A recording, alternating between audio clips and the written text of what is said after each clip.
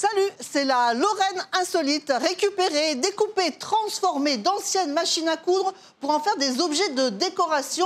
C'est la passion de Rachel et Dominique. On est ici dans leur garage. Il y a déjà des dizaines de machines à coudre et vous allez voir que leur maison est en fait un véritable atelier.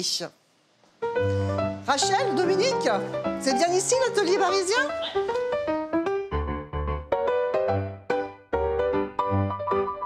En fait, ici, chez vous, c'est votre showroom en quelque sorte. Tout à fait, tout à fait. On a nos œuvres qui sont un petit peu partout.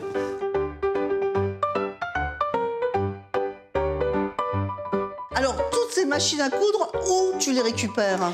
Alors, on a des gens qui viennent nous apporter leurs machines à coudre. Des fois, on fait quelques vides-maisons, on va à la ressourcerie. Mais essentiellement, c'est le musée de la machine à coudre de Châlons. C'est donner une seconde vie à tous ces objets qui sont voués à la benne. Il suffit des fois simplement d'un bon nettoyage, un peu de transformation et on tombe sur des petites pépites. Alors, pour connaître vraiment votre histoire, on va revenir sur la création de l'atelier parisien. C'était en 2018. Comment est né ce projet? Eh bien, on a acheté cette vieille bâtisse qui était à la base un garage. Il y a eu énormément de travaux à faire, plus que prévu. Et au moment de faire la déco, voilà, on était un petit peu serré financièrement, donc on a pris ce qu'on avait sous la main. Est-ce que tout de suite tu dis, voilà, on va en faire tel ou tel objet, ou quelle est la genèse? Ça dépend. Il y a des machines, elles vont nous parler tout de suite. On sait, on sait qu'avec celle-là, on va faire une moto. C'est des machines qui vont nous parler. Explique-nous quelles sont les différentes étapes de ton travail. Là, on est reparti sur un nouveau projet qui va être terminé. On part vraiment sur un véhicule qui nous inspire, là c'est un taco, et avec le nez, on s'imagine carrément la voiture. Et quand on veut s'imaginer la voiture, déjà on cherche le type de machine. Là, avec ce genre de machine, qu'on voit le nez devant, il va entièrement pour ce type de véhicule. Dans ce cas-là, après on réalise une esquisse. Je prends une photo de la machine et on voit les proportions si ça rentre dedans. Et si ça rentre dedans, si on est concluant, on le fait en taille réelle, on crée un patron. Et à partir de là, on va vraiment adapter, fabriquer les morceaux de bois, comme là les ailes.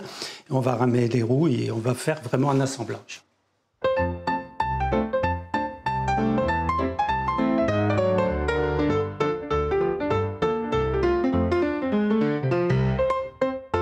Alors, on peut vraiment dire que vous êtes des autodidactes avec ton mari Dominique. Complètement. Je suis de formation infirmière, mon mari est mécanicien et on a appris au fur et à mesure des années.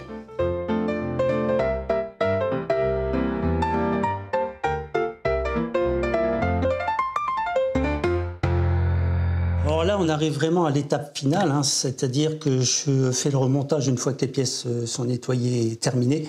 Et autrement, entre la réalisation, la conception et la finale, c'est à peu près entre 70 et 80 heures pour ce modèle. Et c'est à peu près pareil pour tous les modèles? Non, il y a des modèles qui sont plus compliqués à faire et là, on augmente bien sûr le nombre d'heures. Vous utilisez tout jusqu'au dé à coudre pour faire ces objets de décoration? Tout à fait. Même les petits outils qu'on va trouver dans les tiroirs nous servent aussi à améliorer les créations qu'on va faire. Les tiroirs de machines à coudre, c'est rempli de souvenirs. Alors, on y trouve des vieux magazines, on va y trouver des vieux outils. Et puis, alors les boutons. Les boutons, on adore les boutons. Il y en a des fois des magnifiques. Donc voilà, dans les tiroirs, on retrouve plein de petits trésors.